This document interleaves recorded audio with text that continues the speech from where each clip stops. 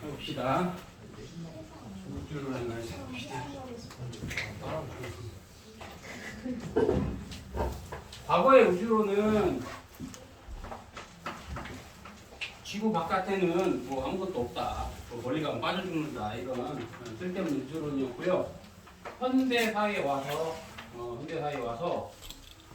정말로 우주를 관측하는 시기가 되었을 때는 두 가지의 논쟁이 있었던 겁니다. 우리의 관측 기구가 좋지 않았기 때문에 이 우주에는 지금 우리 지구가 포함되어 있는 우리은하, 지구가 포함되어 있는 우리은하, 안 보이겠구나. 우리은하하고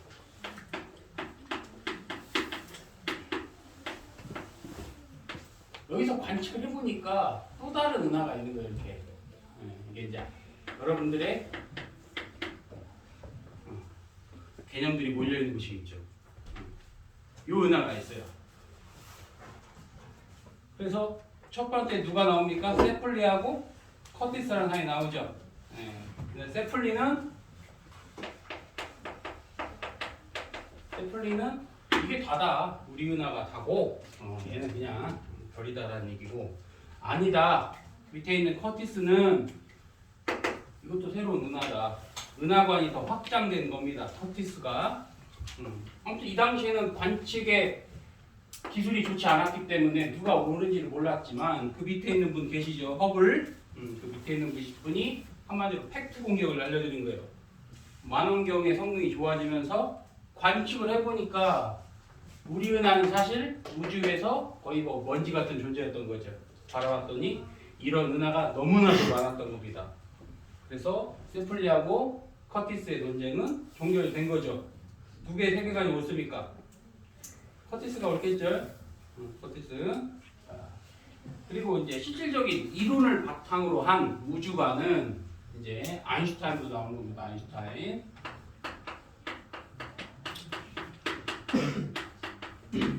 이 아인슈타인의 정적 우주론, 이름이 좀 헷갈리니까 잘 정리를 해야 돼요. 정적 우주론, 말 그대로 정적이라는 뜻을 이해할 수 있겠습니까? 변하지 않는다는 얘기잖아요.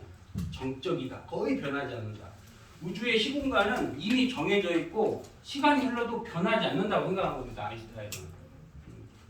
그리고 이 당시에 이 사람이 가장 큰 이력 스타였죠. 사람들이 뭐 타인 형님이 얘기하니까 맞겠구나, 뭐 반발하는 사람도 아무도 없었고. 그런데 네.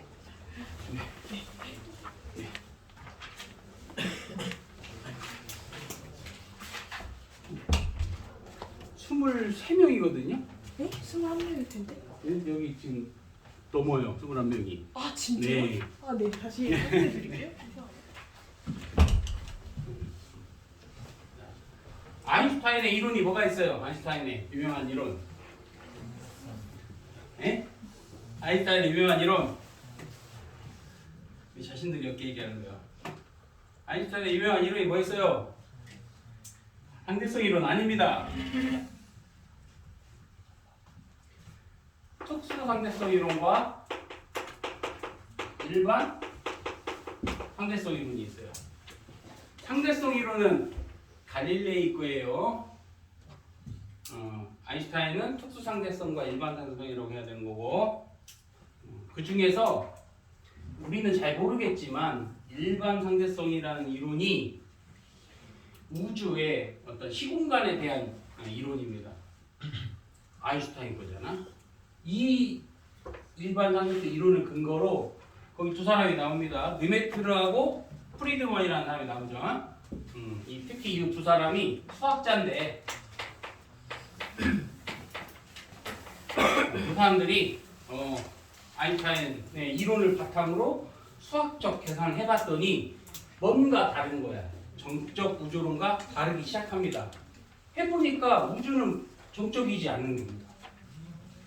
타인 형님의 이론을 갖다 해봤더니 정적이지가 않아. 어쨌든 이제 발표를 했는데 아인슈타인이 이렇게 얘기하죠. 너의 수학 실력은 훌륭한데 물리적 관점은 끔찍하다. 한마디로 비난한 겁니다.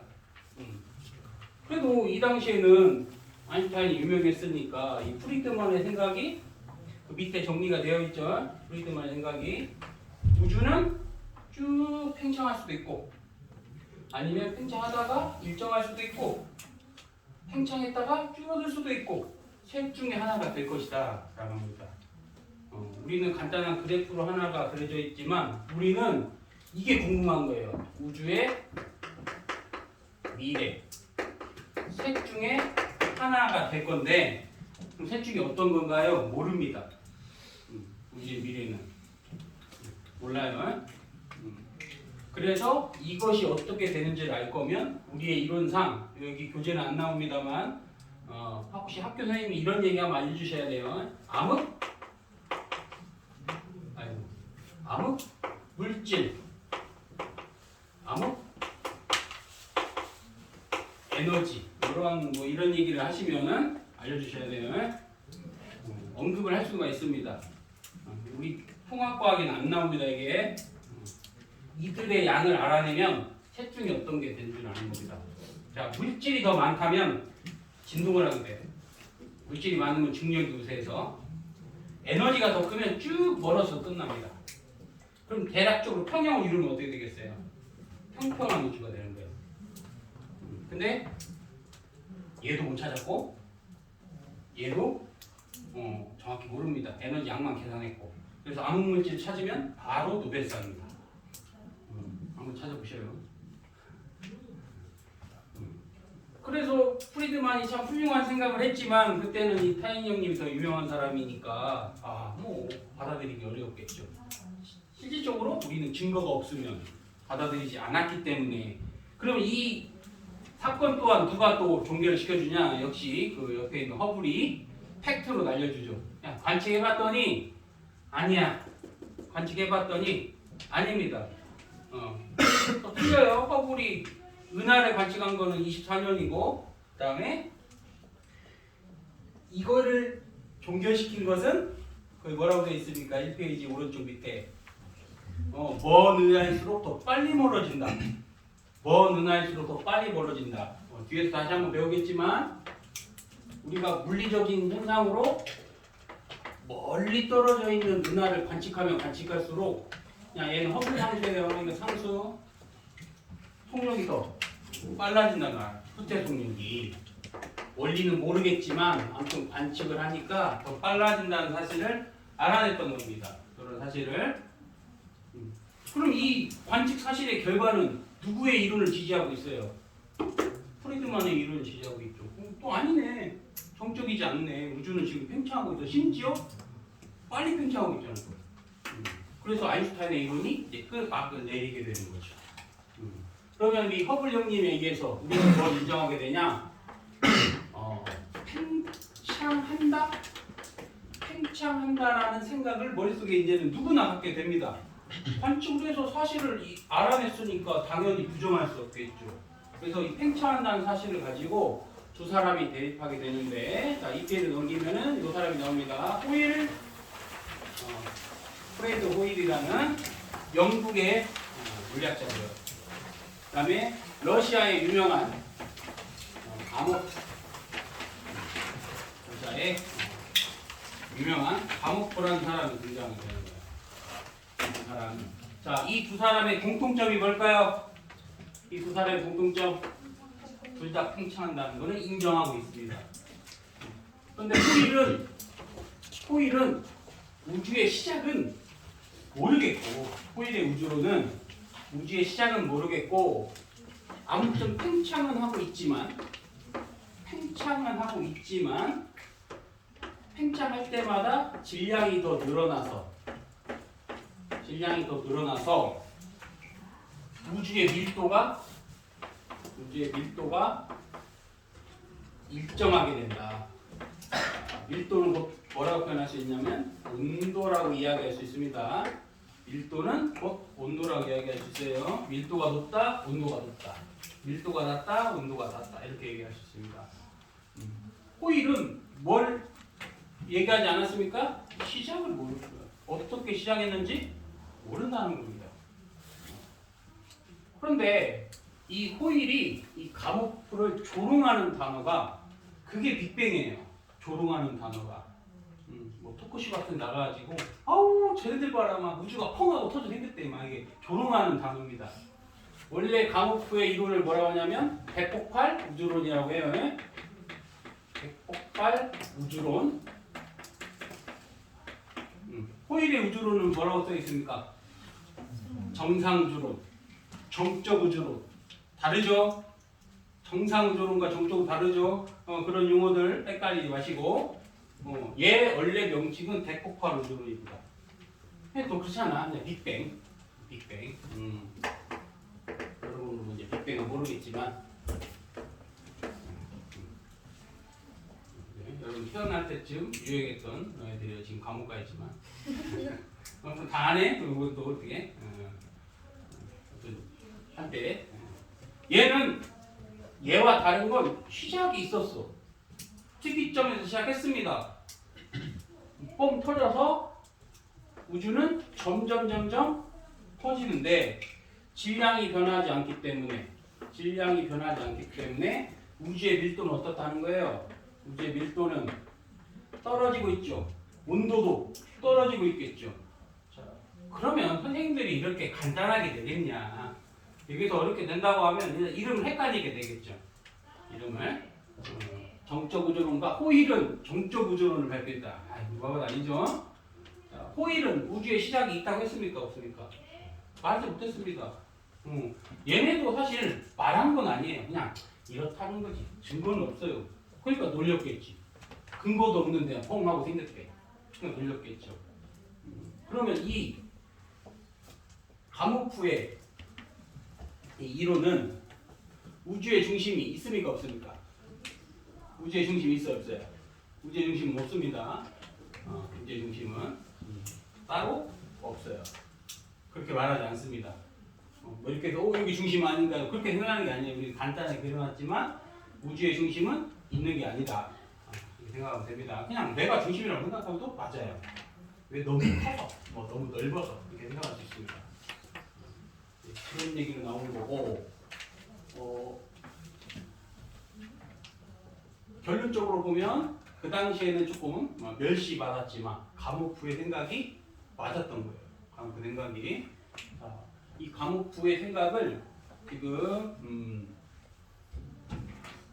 빅뱅에서부터 지금부터 여기 이제 시작부터 약 38만 년까지를 이제 곧 이야기할 건데 이 책에 나와 있는 요 시작에서부터 38만 년까지의 이 이론은 가모프의 생각을 우리는 배워보는 겁니다.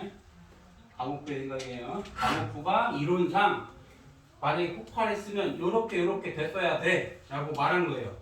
그 이론이 추후에 증거가 발견되면서 인정받은 거고 그 추후라는 거는 1960년대, 70년대 이때입니다. 한참 뒤죠. 이론이 먼저 나왔고 예측만 했죠. 이렇게 됐을 거야 라고 했는데 진짜 증거가 된 거죠 이게. 이걸 하기 위해서 기본기를 좀 배워봅시다. 기본기. 어휴. 다음 주에 좀 큰데 가서 합시다. 덥네 더워.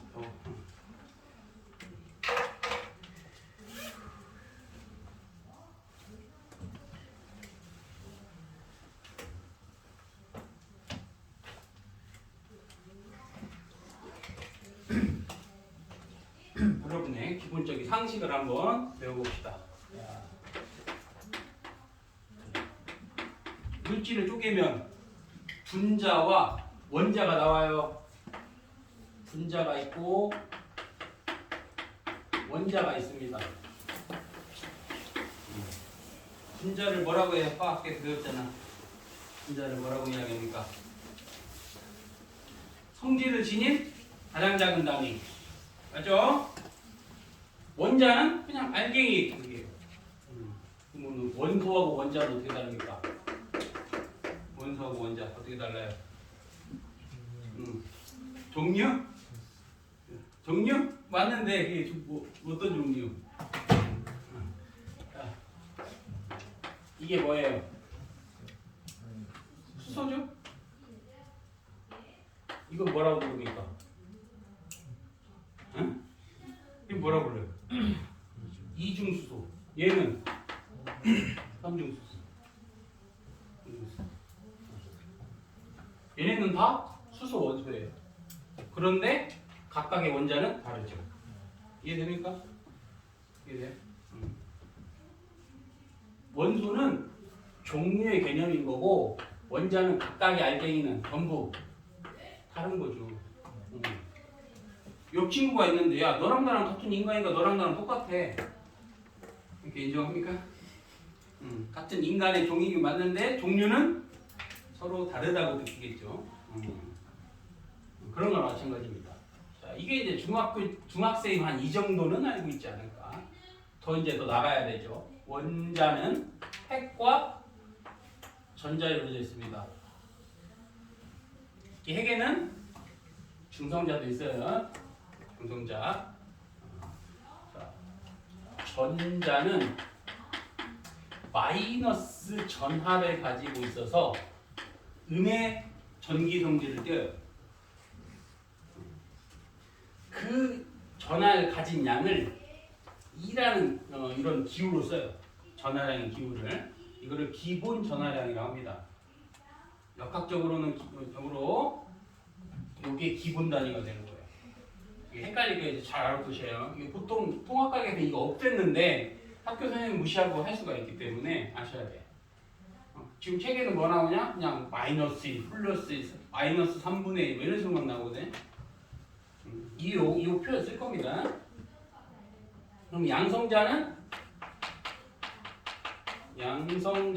플러스 전하를 가지고 있어서 플러스 전기 성질을 띠는데 이거를 이렇게 생각해 봅시다. 5개념을 많이 가질 수 있어요. 저게.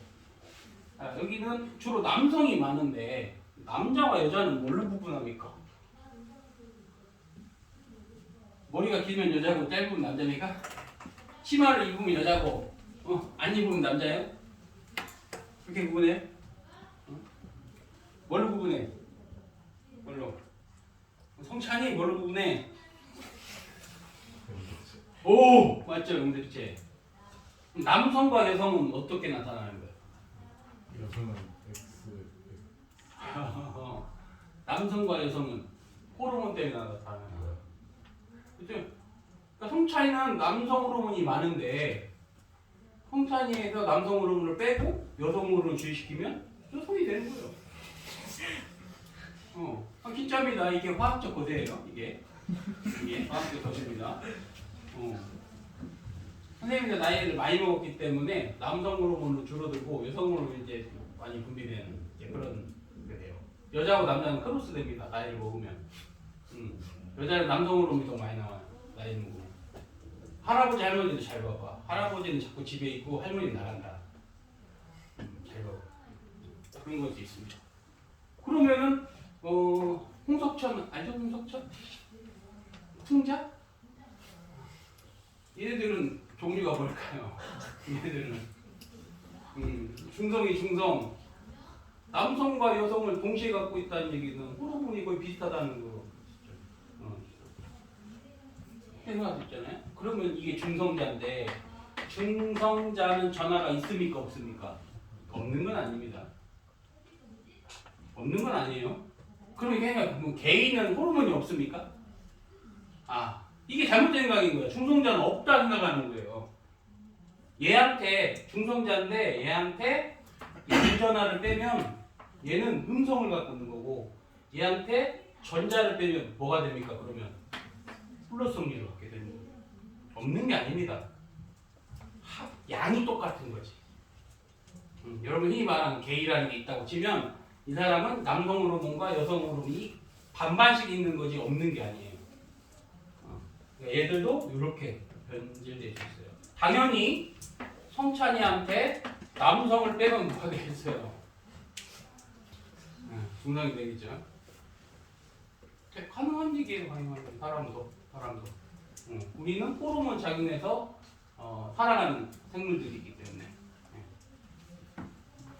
그래서 전자하고 양성자는 가진 양이 같고 이걸 뭐라고 한다고 얘네들을 기본 전하 아니고 양 기본 전하량이라고 한다. 기본 전하량.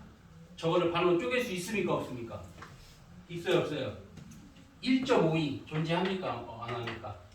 없어요. 이게 정수배만 가질 수 있습니다. 정수배만 가질 수 있어요. 그런데 이제 기술이 더 좋아져서 얘를 더 쪼갤 수 있는 겁니다. 기술이 좋아져가지고 얘를 더 잘게 쪼개. 그래서 이 세상의 근간을 이루는 17가지 세상의 근본을 이루는 17가지 기본 입자로 설명하는 것이 표준 모델이라고 하는 거예요. 사실상 알아봅시다. 우리 뭐 대단한 것도 아니니까 표준 모델. 이 세상의 근간을 이루는 17가지 입자로 설명하고자 하는 겁니다. 넵톤이라고 하는 것은 가벼운 입자라고 해요. 넵톤. 교과마다 아마 이런 얘기들이 나온 게 있을 거예요. 넵톤. 전자가 대표적인 넵톤이고 색깔 다르게 쓸게요. 미온. 파란색은 잘 몰라도 돼. 타우. 파란색은. 그다음에 미온 중성미자, 타우 중성미자. 얘는 전자 중성미자. 이 6가지가 가벼운 입자, 질량이 엄청 작은 애들입니다. 얘들은. 특히 중성미자는 전하량 또한 없어가지고 검출하기 매우 어려워요. 현대기술로도. 아무튼 지금까지 발견된 건 6가지가 있습니다. 그렇다고 해서 파란색이 존재하는 게 아니에요. 우리 실생활은 이거밖에 없습니다. 발견된 거. 있긴 있는데 만들어지고 0.2 마이크로세크 정도 살아요. 얘네가. 만들어지자마자 붕괴합니다. 이건 웃는 거나 마찬가지 아니에요? 웃는 거나. 그리고 쿼크로 이루어진 물질, 그걸 하드론이라고 합니다. 하드론. 쿼크로 이루어진 물질, 하드론. 얘들은 더 기본 단위인 쿼크로 이루어진. 자, 쿼크도 업, 다운. 이게 1960년대쯤 발견된 겁니다. 저게 한참 뒤에 발견된 거죠. 그래서 핵자를 쪼개니까 이런 게 또 나오네. 그래서 이 당시에 그러면 에너지를 가해서 더 세게 충돌하면 또 나오지 않을까라고 예측하고 했던 게 차밍 스트레인지라는 겁니다. 이걸 발견하면 무조건 노벨상 갔던 시기예요. 이런 걸 발견하면. 그때 얘네들을 발견할 수 있는 길라잡이가 할 수 있는 논문.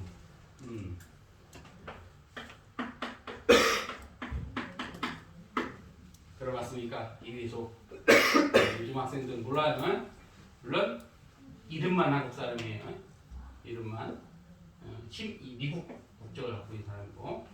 이 사람이 어느 정도로 유명한 사람이냐? 페르미 연구소라는 게 있어요. 미국에. 세계에서 가장 돈 많은 연구소죠. 제일 크고. 그 페르미 연구소의 소장이 누구겠어요? 페르미겠죠. 페르미 연구소니까. 옛날에 페르미의 업적 때문에 만들어준 거니까. 미국에 있고 규모도 크고 그래서 거기서 여러분들이 실험과학자면 유명한 실험과학자를 데리고옵니다. 여러분이 알만한 사람들 데려와요. 이름만 들어도 아는 사람들은. 연구해 돈 줄게 시설도 만들어주고 걔들 연구하다가 새로운 현상과 뭐 물리적인 어떤 뭐 입자들이 발견되면 이거를 갖다가 물리적 이론 수업을 받는 게 이 사람한테 받는 거야. 이 사람이 그 실험과학자들에게 이론을 지도해주는 지도교수예요. 페르미가 뭐라고 극찬하냐? 이위소는 아인슈타인보다 10배는 뛰어나다. 이런 극찬을 합니다. 이 사람이 쓴 논문이 아직도 이 입자물리학한 사람의 기본 논문이 될 정도로. 그래서 이 논문을 토대로 찾으면 바로 노벨상인데 뭐 우리나라는 받을 수가 없었겠죠. 아무튼 찾았습니다. 마치 메이플 스토리처럼 에너지를 가했더니 1차 전직이 된 거예요. 그럼 뭘 기대하겠습니까? 오? 또 나오겠네? 또 나오겠네? 맞습니다. 또 나옵니다. 2차 전직 찾아야죠. 지금은 탑, 버튼 여기까지 찾아냈는데 왜 색깔을 다르게 했냐? 그렇다고 이런 쿼크들이 우리 실생활에 존재하진 않아요. 얘네들도 만들어지자마자 바로 붕괴해버립니다. 우리는 이 빨간색 애들로만 이루어져 있어요. 왜 그런지 모릅니다. 몰라요. 이유를 찾아내면 또 도배성이겠죠. 찾아내면 이런 입자도 있어요. 그 다음에 중력, 전자기력, 강력, 양력, 우리 자연세계를 지배하는 이 네 가지 힘의 원천이 입자 4개, 그리고 이들에게 질량을 부여하는 X 입자 총 17개죠. 이런 걸로 설명하겠다 이런 얘기입니다. 여러분 다 외울 필요 없어요. 뭐만 알면 돼? 빨간색만 마시면 됩니다. 상식에 도움이 되라고 말씀해 드린 거지 깊숙이 할 필요 없어요. 그러면 요거를 2등분 해가지고 이쪽에는 업, 샤밍, 탑, 얘네들은 전하량을 이렇게 갖고 있죠. 얘네들은 마이너스 3분의 1, 2를 갖고 있습니다. 얘네들은 아까 이거 뭐라고 했습니까? 기본 전하량이라고 했죠? 아닌데? 그죠? 낚일 거 없어요. 이거는 존재할 수 없습니다. 저게 맞는 거예요. 왜냐면 그 써있거든. 자연의 3분의 2 존재합니까? 안 합니까? 안 하는 겁니다. 여러분 상식과는 좀 반하잖아. 뭔 소리야? 뭔 소리야? 지우겠는데 이 사람이 죽었어요. 음문의 교통사고로. 그래서 음모론이 항상 돌아다니고 있습니다. 네이버 쳐보셔요. 이위에서 음모론이 나옵니다. 어떤 음모론이냐면 그 당시에 우리가 박정희 대통령이었거든. 그때 우리가 핵 개발하다 걸렸어요. 미국 형님들한테. 그래서 이 이리수가 또 한국계니까 뭔가 있지 않냐. 한국의 핵 개발을 도와주다가 걸려갖고 죽음 당했지 않냐. 죽고 나서 한 50년간 막 계속 미스테리로 막 다큐멘터리 나오고 뭐 밝혀진 바는 하나도 없습니다. 이 사람이 우리나라에 핵을 뭐 이렇게 기술 전달했다든지 그런 건 하나도 없어요. 그리고 지금은 이 사람 없어도 만듭니다. 맘만 먹으면 한 20개 정도는 6개월 안에 만들어요. 우리나라만 다른 나라도 만들 수 있어요. 안 만드는 거지 못 만드는 시대가 아닙니다. 지금은 다 만들 수 있습니다. 자, 그러면 금방 한 얘기 다시 해봅시다. 뭐야? 그럼 양성자는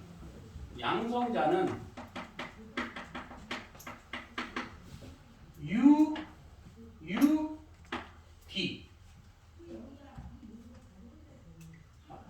이 그림이 그렇게 생겨서 그렇지 얘네들은 세 개가 뭉쳐야 의미가 있어요.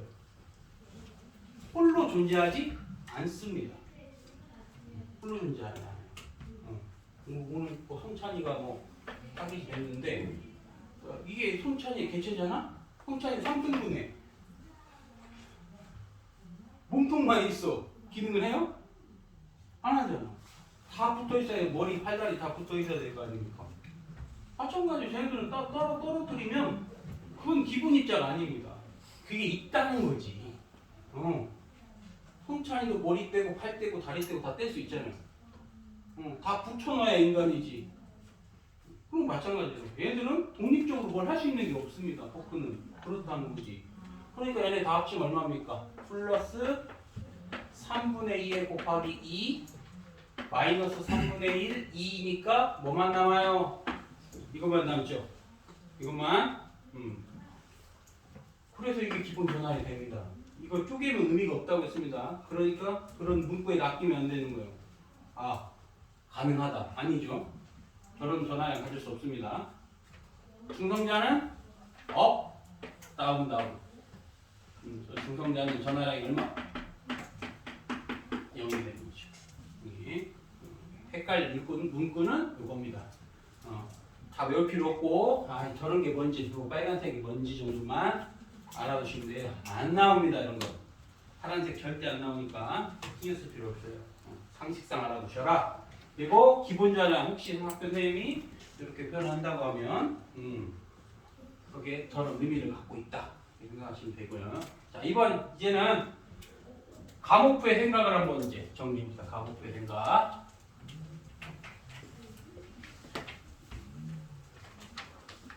3페이지입니다. 3페이지.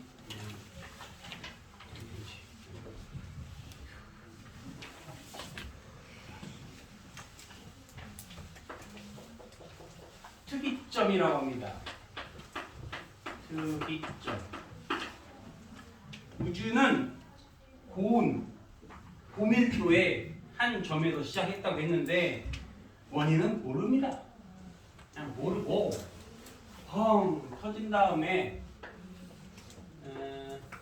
10의 마이너스 34초 이전 이 이전은 알 길이 없어요.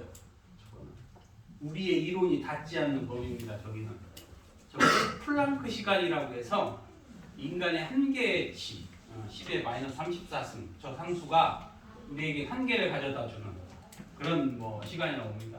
저건 측정할 수도 없고 이 이전의 우주는 알 길도 없고 그러면 그 다음에 지금 뭐라고 나오냐 여기서 나오는 게 10의 30 다음에 이제 자 여기서 금방 설명했던 전자라든지 쿼크라든지 이런 것들이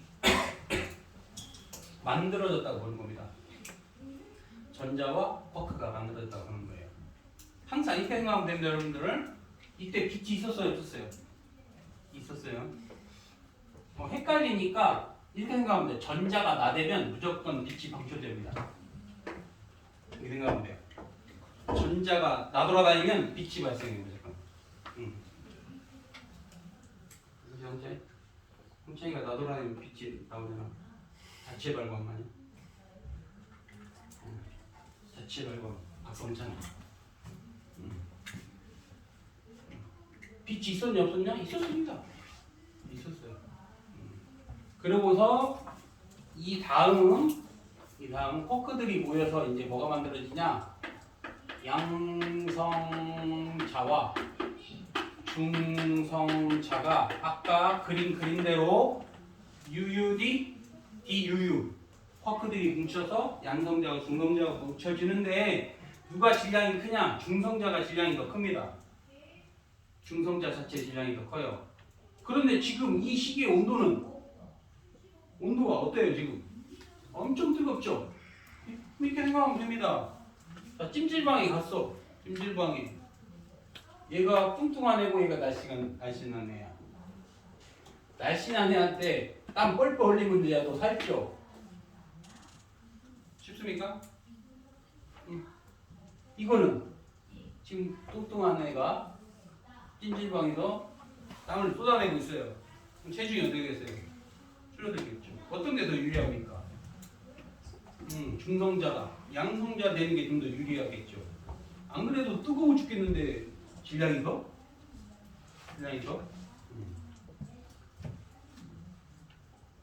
그래서 처음에는 1대1로 만들어졌는데 질량이 무거운 중성자가 질량이 가벼운 양성자로 변하는 게 좀 더 변환이 쉽습니다. 양성자가 중성자 되는 핵변환이 더 어렵고 그래서 기점을 보면 뭐라고 되어 있습니까? 3분이라고 되어 있죠.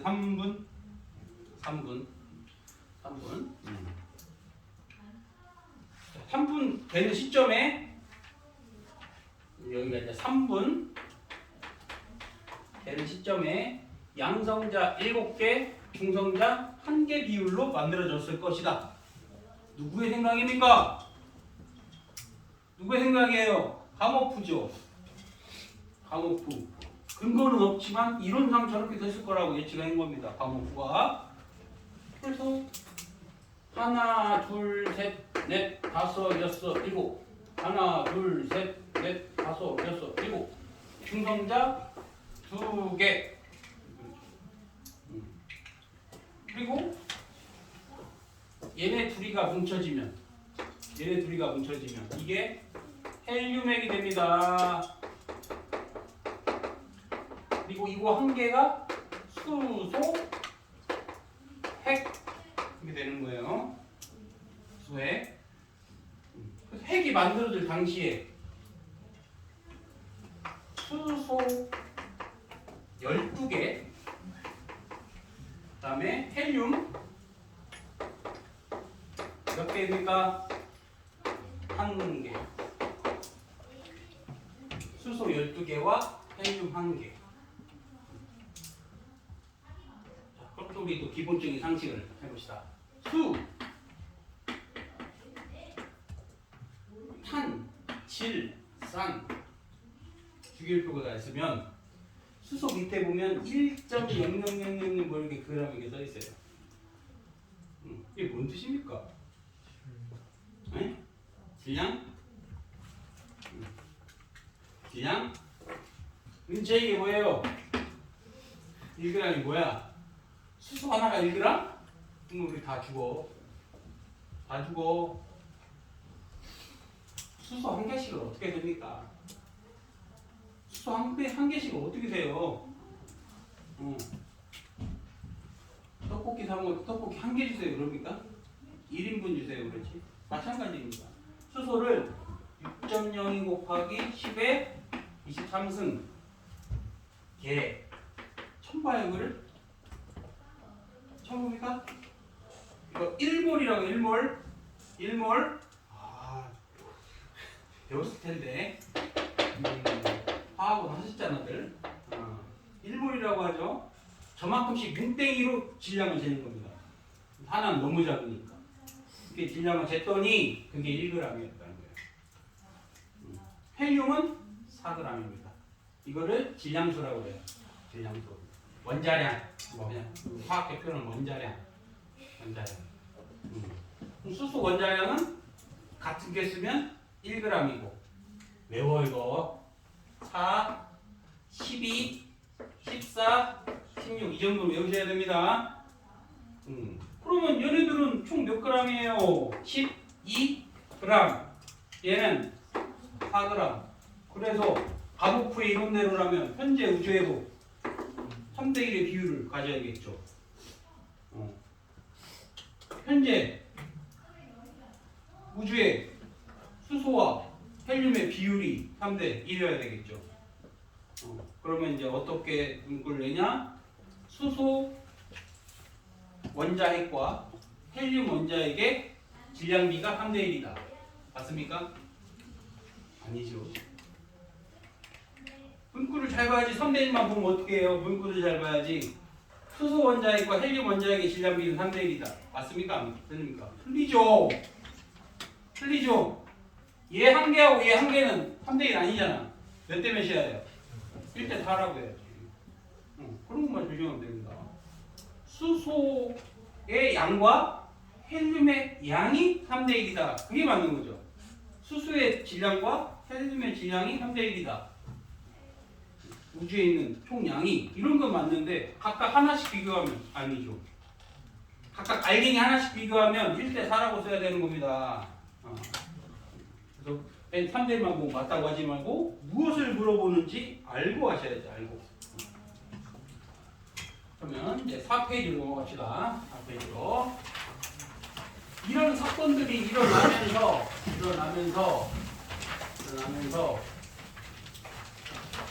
만들어졌어요. 그러면서 여기까지는 아직 핵만 만들어진 거고 이제 이제부터는 실제적인 원자가 탄생하는 거야. 이게 뭡니까? 이때가 언제냐? 38만 년. 38만 년의 기점이에요.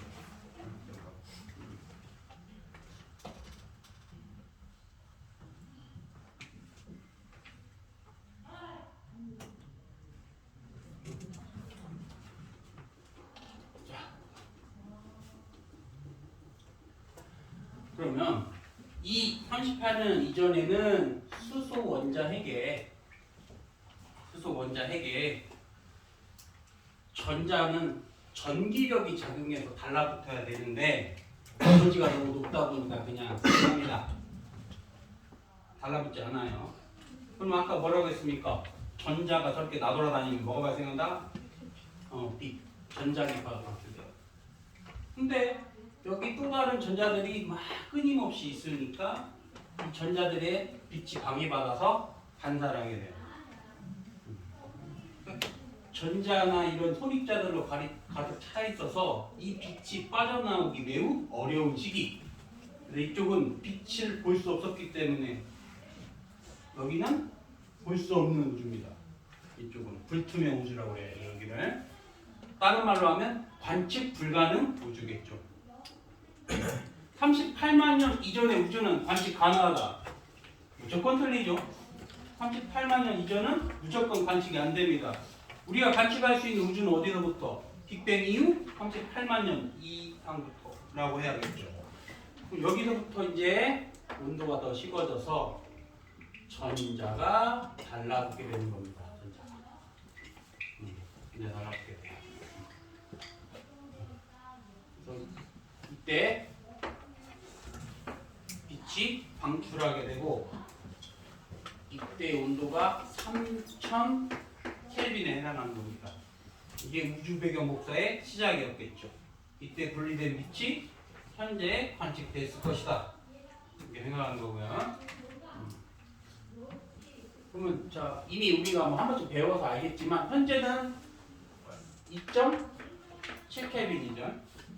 현재는 식어져서 이 전자기파의 종류가 뭡니까? 2.7 켈빈에 해당하는 전자기파의 종류.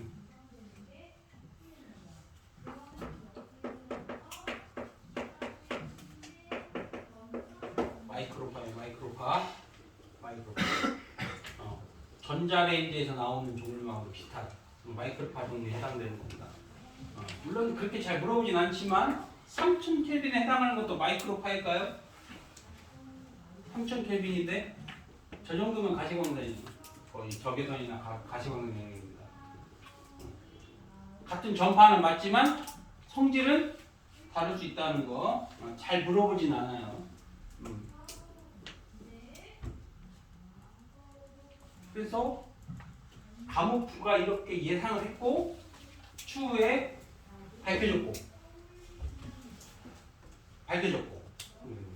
그 중에 첫 번째가 이제 5페이지에 보면 윌슨과 펜지어스가 나옵니다. 윌슨과 펜지어스 이 두 사람이 이제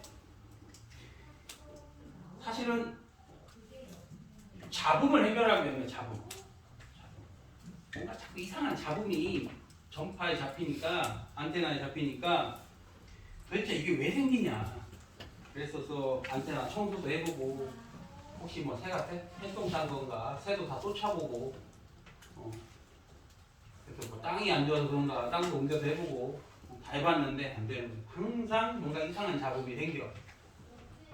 그래서 하다 결론이 뭐냐면 이거는 지구에서 발생한 게 아니다. 우주 전체에서 들어온 거다라고 결론을 내릴 수밖에 없었습니다.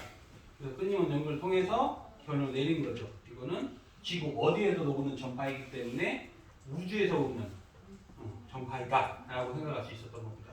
저기 언제예요? 연도수가 1964년대 있죠? 지금이 몇 년입니까? 한참 지났잖아. 그걸 훨씬 더 정교하게 알 수 있다는 거예요. 자, 사진 두 장이 있죠? 여기 옆에 5페이지에 보면 사진 두 장이 있습니다. 자, 그래서 이걸 더 정교하게 확인하기 위해서 그렇잖아요.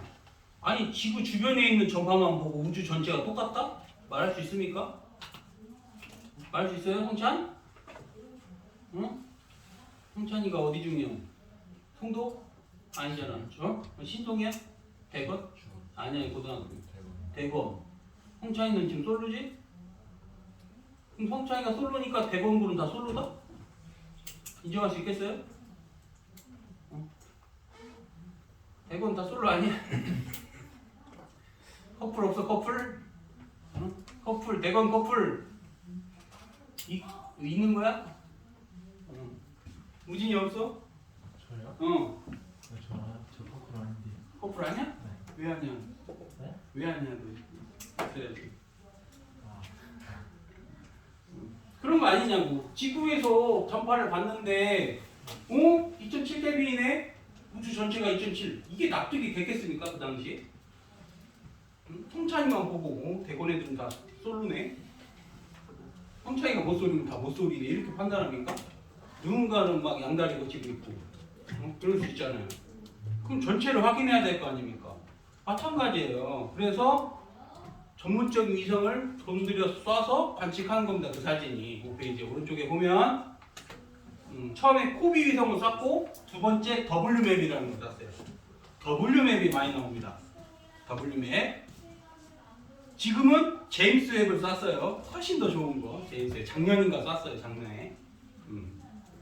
더 관측의 범위가 더 먼 것까지.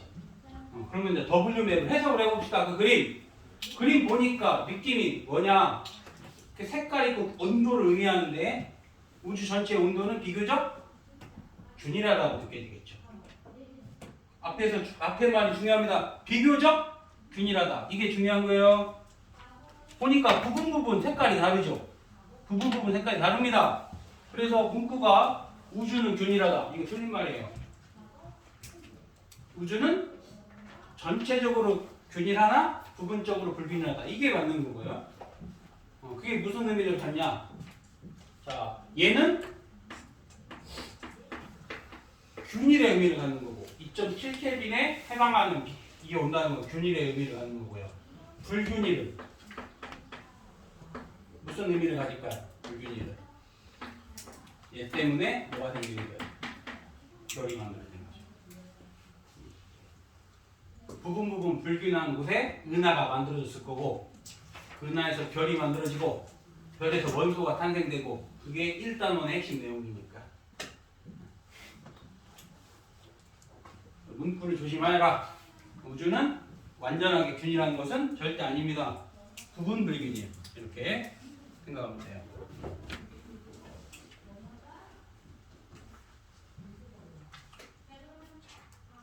거기 5페이지에 이제 선정팁이 있죠. 한정주의. 선정팁. 우주 배경 복사는 수소 원자 헬륨과 핵과 헬륨 원자 핵이 형성되면서 우주 전역으로 퍼져나간다. 맞습니까? 저게 언제예요 그러면? 3분이잖아요. 핵이가. 수소 핵이 아니라 원자야 돼요. 수소 원자와 헬륨 원자가 만들어질 때 빠져나간 겁니다. 저런 문구를 조심하라는 얘기예요. 자, 두 번째 문구는 매우 좋은 현대 인공위성을 관측한다면 과거 빅뱅 상분 볼 수 있습니까? 못 보죠. 볼 수 있는 건 어디까지? 38만 년까지 볼 수 있습니다.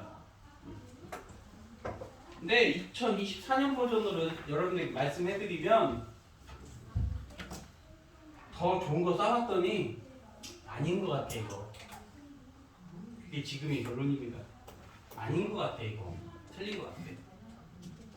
일단 우리는 뭘 설명 못하냐면 이것도 설명 못할 뿐더러 가모프의 생각대로 우주의 크기를 재보면 현재 우주보다 훨씬 작습니다. 그래서 어떻게 해야 돼? 이론에 껴맞춰야 될 거 아니에요. 그래서 이제 거기서부터 이제 불화를 치는 거야. 에이 모르겠고 이 초창기에는 이 시기에 엄청나게 빨리 급팽창을 했어. 그걸 급팽창 이론이라고 합니다. 크게는 이전은 급팽창 우주라고 하고 왜 급팽창인지 몰라. 모르는데 그렇게 설명하지 않으면 지금의 우주를 설명할 수가 없어요. 한마디 너무 큰 거야. 가모프 이론보다는. 그럼 지금은 뭐라고 하냐면 가속팽창이라고 합니다. 지금의 시기를 급팽창 시기, 가속팽창 시기라고 얘기해요. 가속팽창 아까 이거 기억납니까? 특대동력은 허블 상수 곱하기 R 이쯤 멀리 있는 놈이 더 빨리 멀어지네. 이런 것 때문에 가속팽창이 붙은 겁니다. 그 다음에 우리가 해야 될 건 뭐냐? 아까 프리드먼의 예상처럼 그러면 계속 가다 멈출 것이냐? 계속 갈 거냐? 아니면 돌아올 거냐? 이걸 모른다는 거예요. 이거를. 그게 우리가 하고 싶은 마지막 결론입니다. 그래서 6페이지로 갑시다. 이제 6페이지.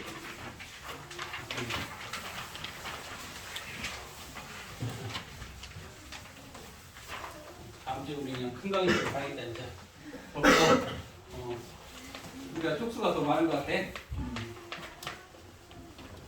중학생들을 밀어버리고 갑시다.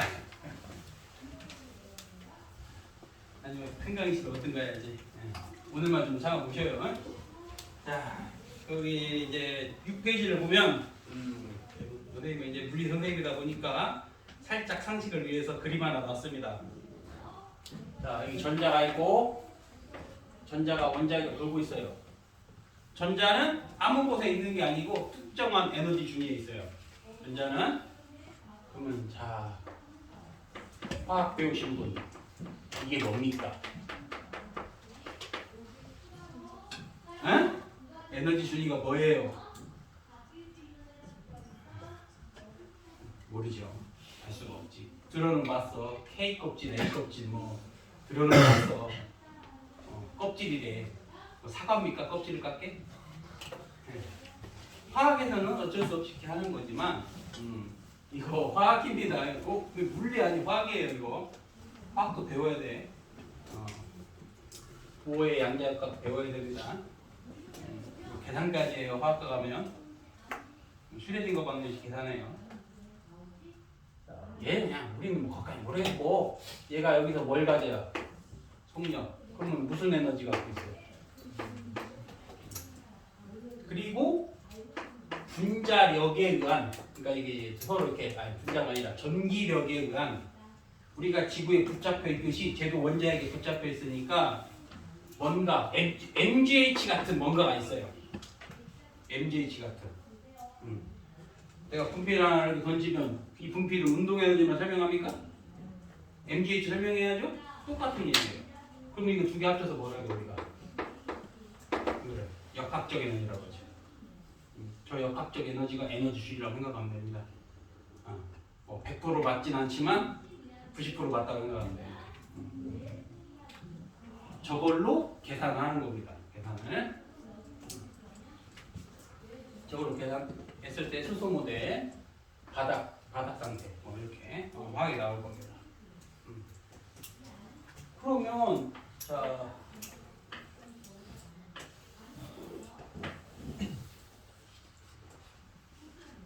가장 안쪽에 있는 게 여기부터 채워야 안정해지니까 이게 바닥 상태라고 하는 거예요. 바닥 상태. 여러분 이해를 돕기 위해서 얘는 1줄이다. 생각합시다. 1줄이다. 저 에너지 준위가 여기 있는 전자들은 5줄이라고 합시다. 5줄. 그 다음에 여기 있는 전자들은 7줄이라고 합시다. 7줄. 그래서 바닥 상태라고 하고 나머지들을 들뜬 상태라고 하고 그 다음 최바깥에 있는 거를 최각전자라고 하고 그런 용어들이 등장할 거고요. 여기 전자기파 에너지가 이 전자에게 맞으면 또 전자가 에너지가 높아져요. 높아지면 올라갈 수 있겠죠. 그런데 얘가 3주를 주면 갈 곳이 없습니다. 3주를 주면 갈 곳이 없어요. 그러면 얘는 그냥 버려버려요. 그냥 관심 갖지 않습니다. 뭐가 봐야 돼요, 이게? 4줄이 와야겠죠. 4줄이 가면 어디로 가, 얘가? 5줄로 갈 수 있잖아. 근데 안쪽부터 채워야 안정한데 없으니까 올라갔다가 불안정하네 다시 떨어지는 거예요. 떨어지면서 받은 저 에너지를 다시 방출하게 됩니다. 흡수한 만큼 다시 방출하게 되는 거예요. 예. 그러면 실줄에 있는 애가 더 안정 상태가 되기 위해서 일로 떨어지면 실줄에 있는 애가 더 안정 상태가 되기 위해서 떨어지면 역시 2줄에 해당하는 전자기파가 방출되는 겁니다. 전자기파를 흡수하면 들떠버리고 에너지가 낮은 상태로 가면은 감소하게 되는 거예요. 그거를 조금 우리가 세련된 이론으로 하자면 이런 전자의 에너지는 플랑크 상수 곱하기 진동수 파장 곱하기 HC 이 이론을 설명할 수 있어요. 여러분 이 이론은 몰라도 되고 이것만 기억합시다. 되어있죠? 이것만 기억합시다. 되어있죠? 에너지 차이가 크다. 에너지 차이가 크다. 어디가 큽니까? 이건 4줄 차이죠?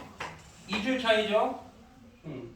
그러면 이렇게 떨어지면서 방출한 F1과 이렇게 떨어지면서 방출한 F2 누가 진동수가 커야 될까요? F1이 커야 되죠. 그만 하면 되는 거 우리는. 크네. 애가 크다. 진동수 크다. 파장은 어떻게 돼야 돼? 짧아진다. 이거만 하시면 됩니다. 우리는 반대로 에너지 차이가 작다. 진동수가 작다. 파장은 길어진다. 이것만 생각하면 됩니다. 이제 기본적인 내용 배운 거예요. 기본 내용을. 자, 이번에는 그러면 수소의 총 질량과 헬륨의 총 질량이 3대 1인 거를 어떻게 알았을까요? 수소가 대략 75% 차지하고 헬륨이 약 25% 차지한다는 사실을 어떻게 우리가 알았을까?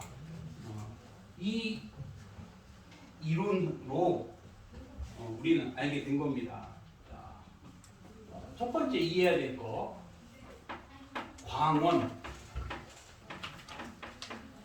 광원은 특히 태양과 같은 광원은 빛이라고 하는 것은 수많은 전자기파의 집합입니다. 빛이라고 하는 것은 긴 것도 있을 것이고 더 긴 것도 있고, 이러한 백색광은 엄청나게 많은 진동수 영역이 나오는 거예요. 너무 복잡하니까 이렇게 간단히 합시다. F1에서 F100까지만 나오면 하얀색으로 보자고요. F1은 1줄짜리, F100은 100줄짜리 이렇게 기억하시고, 이게 다 나오면 우리 뭐라고 한다? 백색광. 그런데 하얀색이 우리는 분리되지 않으니까 반드시 뭘 통과시켜야 돼요? 프리즘을 통과시키면 뭐가 생겨요? 이게 그림이 무지개가 생기죠. 근데 그 무지개를 확대해서 보면은 결국엔 선입니다. 이 무지개는 F1에서 F100이 나눠진 거라고. 그러면 이 무지개는 연속 스펙트럼입니까? 불연속 스펙트럼입니까?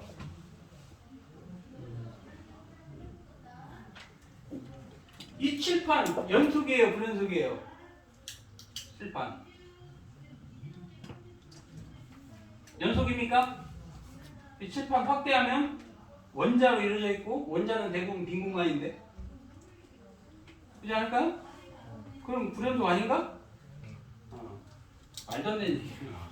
네. 연속과 불연속은 누가 기준을 정하는 겁니까? 그렇게 따지면. 자, 이해 높게 좀 잘생긴가 못생김, 예쁜가 안 예쁨 누가 결정하는 거예요? 주관적. 기준이 있습니까? 그죠? 기준이 없죠. 주관이죠 그냥. 예를 들면 연속이다 불연속이다 누가 결정하는 거예요? 그래서 세상은 다 따지면 불연속이에요. 그렇게 따지면 연속인 건 하나도 없습니다. 확대하면 불연속이에요. 맞아. 맞는 말인데 그렇게 따지면 연속이라는 말 쓸 수가 없죠. 기준이 이렇게 되면 기준이 사람이 눈이 구별할 수 없으면 연속인 거예요. 기준이 이해됩니까? 우리 눈이 구별할 수 없으면 연속이다. 이렇게 생각하면 되는 거예요. 무지개 구별할 수 있어요, 우리 눈이? 그러니까 연속인 거죠. 칠판 구멍 보여요? 그게 연속인 거죠. 우리 눈으로 구별할 수 있으면 불연속인 거고. 그래서 연속 스펙트럼이 나옵니다. 그런데 이걸 확대해서 자세히 보면은 어두운 선들이 있다는 것을 프라운호퍼라는 사람이 그 당시에 이제 한 200년인가 300년 전에 발견합니다. 프라운호퍼. 그래서 프라운호퍼 선이라고 해요. 우리가 연속에 걸 줄 알았는데 확대해 보니까 막 돋보기로 확대해 보니까 이거 뭐가 좀 새카만 게 나오네. 그게 왜 나오냐 이거를 해보는 거예요. 왜 나오냐 그게.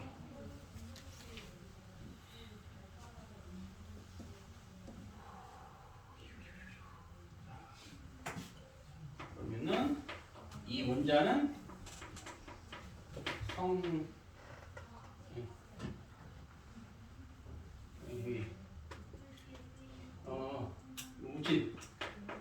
우진 원자라고 합시다.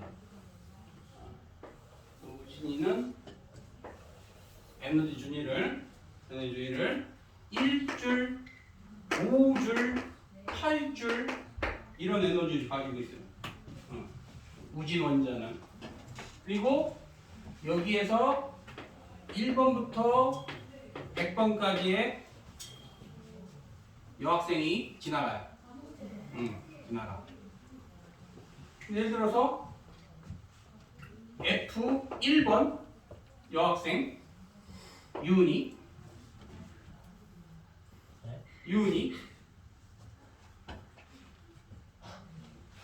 그러면 우진이가 어때? 호호! 그래서 같이 가실까요? 자기가 보내겠죠? 아니야? 아니요. 보내야죠? 보내야죠? 별 관심 없습니다. 우진이의 이상형은 누굴까요? F4. F4 누굽니까? F4가 거기 써있잖아. F4 누굽니까? 7페이지 써있잖아. F4 모르죠? 알아? 알아? 모르잖아. 네. 모르지 당연히. 그 선생님 취향이고 1, 2, 3번하고 1, 2, 3번 모르는 사람도 이거 있잖아. 모르는데. 모른다. 와, 케플러를 몰라? F5는 설마? 블랙핑크. 그건 안 해. 다행이네 진짜. 이 사람들 지금 고등학교 1학년 남학생이 케플러를 몰라? 큰일 날 사람들이구만. 와, 요즘 핫한데 케플러를 몰라. 한승연은 몰라도 되지. 여러분들이 몰라도 되지. 혹시나 하고 바꿔봤더니 모르는구만. 지나가고. 아니 뭐 여러분 뭐 소녀시대 뭐 시대도 아니고. 뉴진스로 바꿔놔야겠네. 잘 모르네. 뉴진스로 바꿔놔야겠네. 큰일 났어. 케플러를 몰라요. 그러면 이제 케플러 F4가 지나가면은 우진이가 뭐 하겠어요? 그럼 찌쩍거려야죠. 자신의 이상형이 지나가니까. 지나가는 일이 자꾸 이제 찌쩍거려서 그래서 우진이가 F4와 사귀면 어디로 가요? 일로 가야죠. 일로 가야죠. 사귀고 나서 별거 없네? 다시 저 여자를 차버립니다. 딴 여자도 만나봐야지. 헤어져. 그러면은 정상적으로 질주한 F1에서부터 여기 유은이부터 시작해서 F100까지는 거의 다 지나가는데 누구만 못 나오겠어요?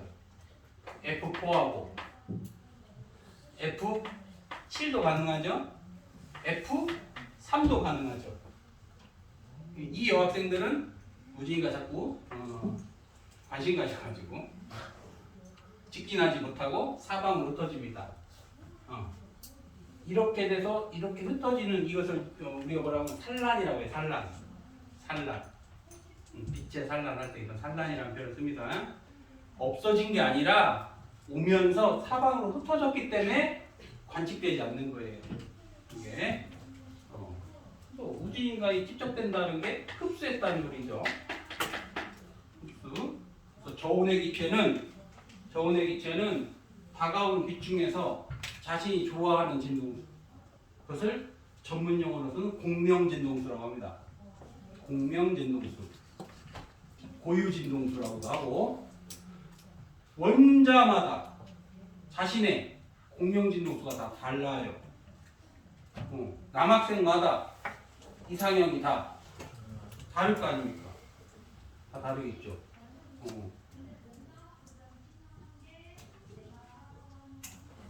그래서 여기 집합을 보니까 F473이 안 왔네? 안 왔어? 그럼 이 남학생이 뭔지 예측 가능하잖아요. 네? 그렇게 하겠다는 겁니다.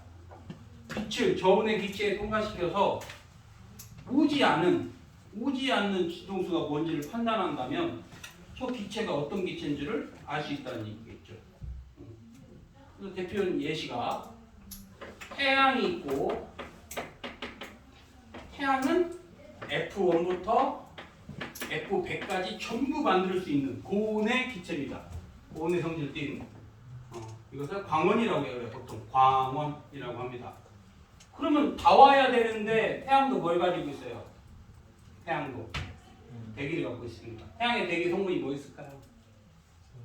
수소하고 헬륨하고 뭐 있어요?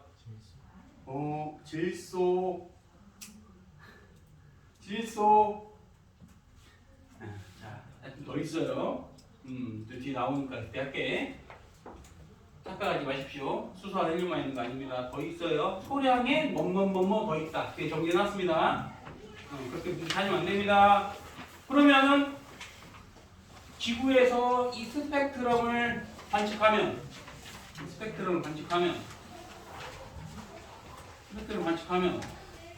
얘네 때문에 모든 여학생이 있을 거 아니에요. 없어 보니까 그러면 얘네들이 누군지 알 수 있을 거 아닙니까? 그렇게 하겠다는 겁니다. 그런 원리로 원소의 종류를 판단하겠다. 원소의 종류를 당연히 고온의 기체는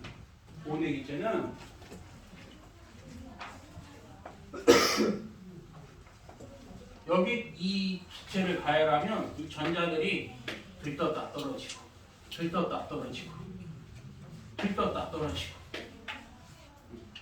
이게 계속 반복되는 겁니다. 기체를 가열하면 전자에 있는 상태가 에너지를 흡수했다 떨어지고 그러면서 열 에너지를 전자기 바로 방출합니다. 근데 그렇다고 해서 이상형이 바뀌지? 않아요. 이상형이 바뀌지 않습니다. 우진이를 더운 나라에 보내면 이상형이 바뀌어요? 우진이 이상이 막 더운 나라 필리핀을 보내면 필리핀 이상형이 필리핀이 바뀌는 겁니다. 이상형은 정해져 있는 거 아닙니까? 그처럼 같은 원자는 방출할 수 있는 진동수가 정해져 있고 그게 전부 달라요. 그래서 이거는 이렇게 표현되어 있죠. 원소의 지문이다. 원소들의 지문 같은 거다. 뭐가? 스펙트럼이야. 선 스펙트럼 나오는 거. 그러면 새카맣게 이렇게 나오는 것을 우리는 흡수 스펙트럼이라고 합니다. 새까맣게 나와 있는 것을 흡수 스펙트럼이라고 하고 선만 있는 것을 선 스펙트럼이라고 하고 그런 용어가 약간 헷갈릴 수 있는데 공부를 하면 되고 8페이지에 보시면은 이제 뭐가 나오냐? 자, 수소, 헬륨, 네온, 나트륨, 칼슘 이런 게 있죠. 그게 태양을 분석하는 겁니다. 태양의 검정선을 보니까 당연히 수소, 헬륨이 있는데 네온, 나트륨, 칼륨도 존재한다는 게 증거로 남아있죠. 8페이지에 그 그림 보면 그래서 어떻게 표현하냐면 태양의 대기에는 소량의 네온, 나트륨, 칼슘이 포함되어 있다. 이렇게 이야기해야 됩니다. 틀린 거 아니에요. 태양의 대기에 칼슘이 있다. 맞는 말이죠. 소량의 칼슘이 존재한다. 맞는 말입니다. 중요한 건 아니지만 그렇다고 없는 것도 아니기 때문에 틀린 용어가 아닙니다.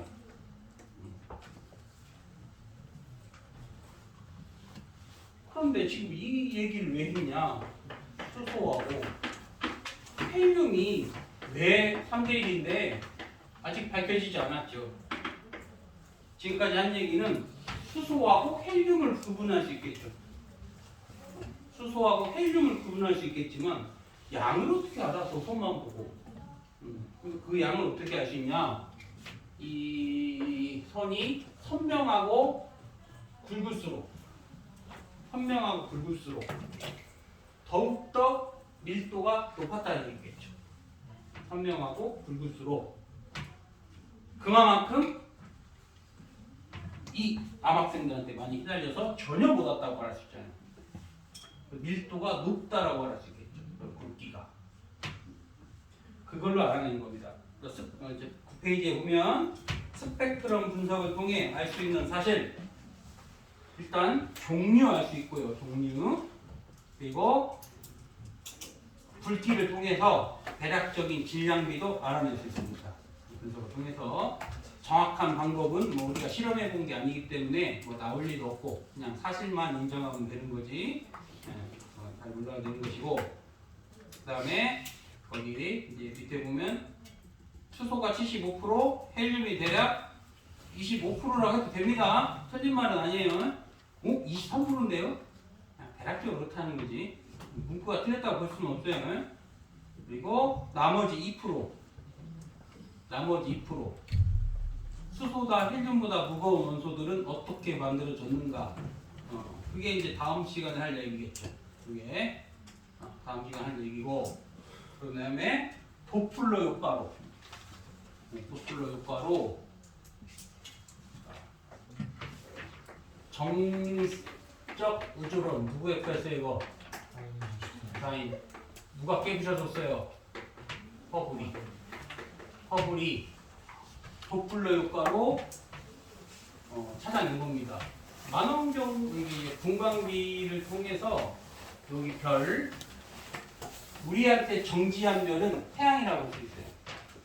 태양에서 오는 정상 스펙트럼을 가진 태양빛의 무지개와 이 별이 빠르게 멀어지면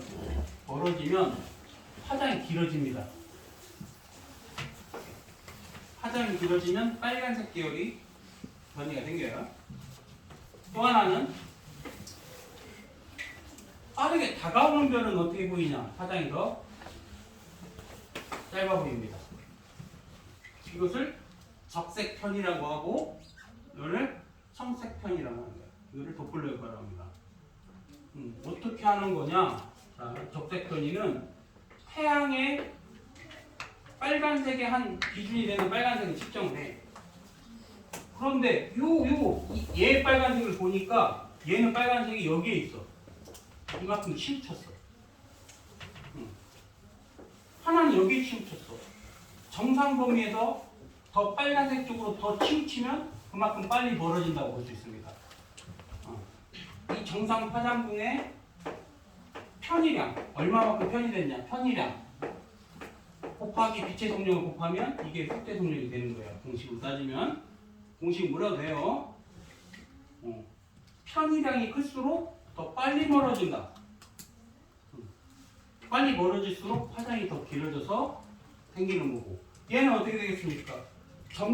태양으로 따지면 정상적인 파란색이 빨리 다가오면 다가올수록 이쪽으로 편의되는 거예요. 위치가 바뀌어버린 겁니다. 그 편의되는 양만 가지고 속도를 추정할 수 있어요. 그걸 통해서 허블이 어떤 단어, 팽창이라는 팩트를 이해하게 된 거겠죠. 그래서 정적 우주론이 틀렸음을 증명했죠. 정적 우주론이.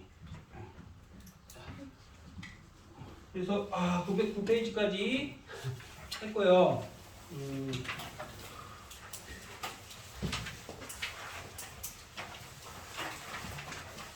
17페이지까지 과제를 해봅시다. 17페이지까지 17페이지 과제를 합시다. 네. 아이고, 오늘 고생을 했어요. 자, 와서 찬바람 좀 해보세요.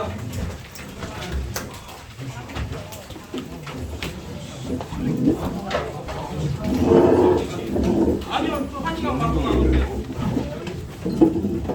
잠깐 쉬었다가 오세요. 끝난 거 아니에요?